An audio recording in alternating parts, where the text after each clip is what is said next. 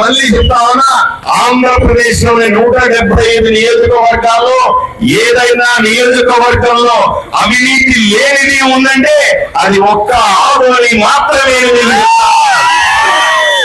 మీరు sub registrar ఆఫీస్కి వెళ్ళండి, ఎంఆర్ఓ ఆఫీస్కి వెళ్ళండి, ఇంకో ఆఫీస్కి వెళ్ళండి, మున్సిపల్ ఆఫీస్కి వెళ్ళండి, ఇంకొక చోటికి వెళ్ళండి.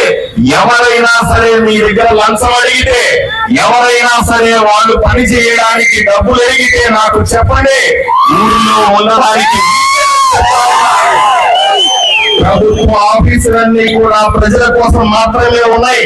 ప్రభుత్వ ఆఫీసుల్లో అంతా ప్రజలకు సరైన సేవలు అంది తీరాల్సిందే. అవినీతి లేని ఆదోనిని నిర్మించి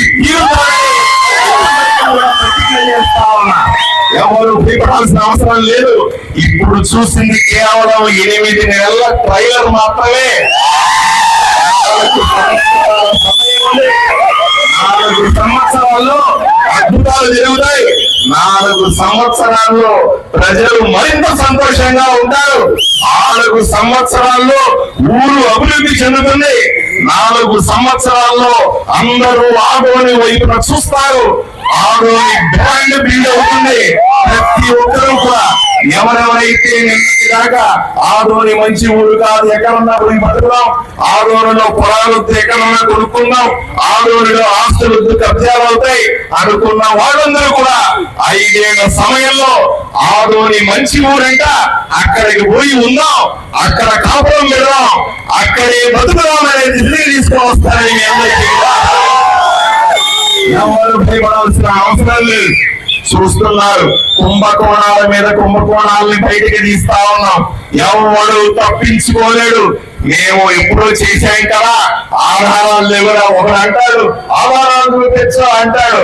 అరే చూపిస్తా ఉన్నా, నీతో పాటుగా సినిమా చూపిస్తా. ఆలోచన చేసుకోండి.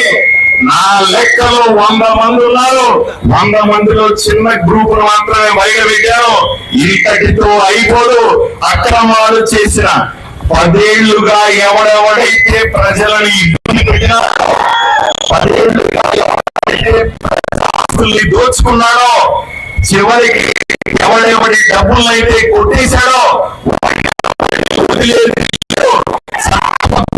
శిక్షిస్తామని మీ అందరికీ కూడా సభాముఖంగా తెలియజేస్తా ఉన్నా. అనుకుంటానేమో పేపర్లు రాస్తే సరిపోతుందా, కలెక్టర్కి ఇస్తే సరిపోతుందా, ఇంకోటి చేస్తే సరిపోతుందా అంటే ఇది ఓన్లీ ట్రైలర్ మాత్రమే.